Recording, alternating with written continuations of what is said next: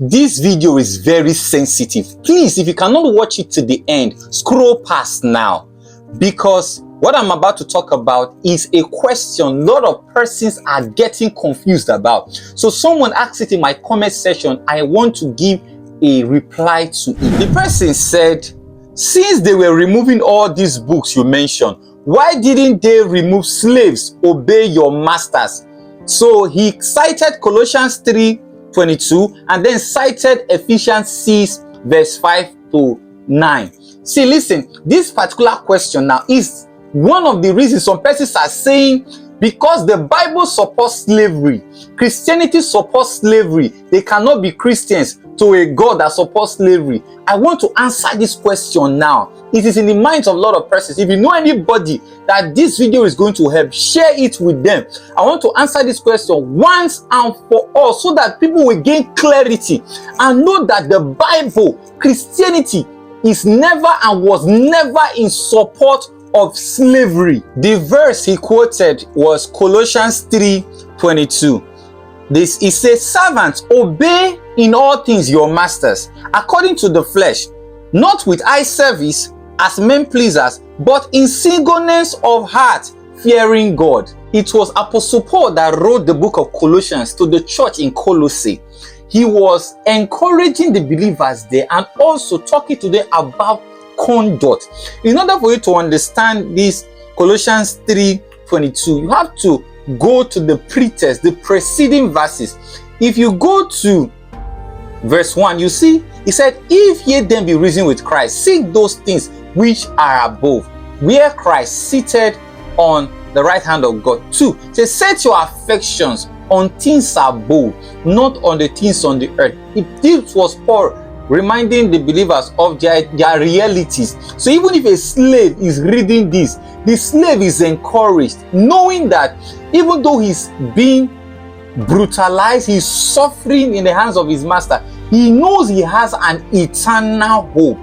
Look at verse 3. Say, for ye are dead, and your life is hid with Christ in God. So Paul was encouraging the believers. Then if you read further downward, you see Paul addressing fathers, how fathers should behave towards their children, how children should behave towards their fathers, and then how slaves should behave towards their masters. I hope you understand it. Paul was not supporting slavery. And another thing I want you to understand is this: Christianity will not forcefully change culture. Christianity only seeks to influence culture. Slavery was already in the world and was already part of people's culture. Slavery was already present in Bible days. The scriptures even instruct believers not to deal with their slaves harshly. Go and read the book of Philemon.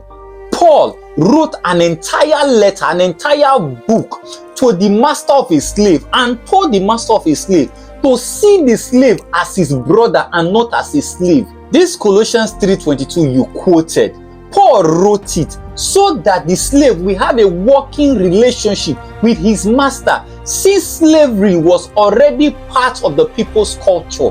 Do you know many Christians were slaves even in Paul's time? That was why Paul wrote this letter, to admonish them and encourage them so that they will not have a bad relationship with their master and then multiply their suffering and their torment. So Paul was concerned about the slaves. Do you know there are some Bible texts slave masters hid away from their slaves? Bible texts like 1 Corinthians 7:21 to 23. Let's read from verse 21. Were you called as a slave? Do not let it concern you. But if you are also able to become free, take advantage of that. I hope you are listening. 22. For the one who was called in the Lord as a slave is the Lord's freed person. Likewise, the one who was called as free is Christ's slave. Look at 23. You were bought for a price. Do not become slaves of people.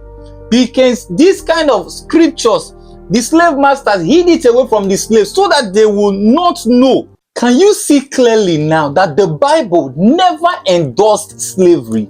You should know that men can twist scriptures for their selfish needs and desires. Do you know that these scriptures you quoted, it was devout men of the church that used this kind of scriptures to support slavery? It doesn't mean that the Bible or God or Christianity wants people to be enslaved. It was men with selfish desire that twisted the scriptures for their own gain and desires. It was even devoted men of the church that opposed Wilberforce when he made the move to end slavery. The book of Colossians was not removed from the Bible because it was written by Paul the Apostle, and the book was inspired by the Spirit of God. I would even encourage you to to read the entire book. It will richly bless you. Let me make something very clear here. I am not trying to absolve the church of blame and exclude her completely from slavery. The Church of England recently apologized to Barbados for its role in encouraging slavery in its island. The church at one time even owned a slave plantation. Do you know that abolitionists were people that wanted to end slavery? Do you know that there were a time they were considered as heretics in the church?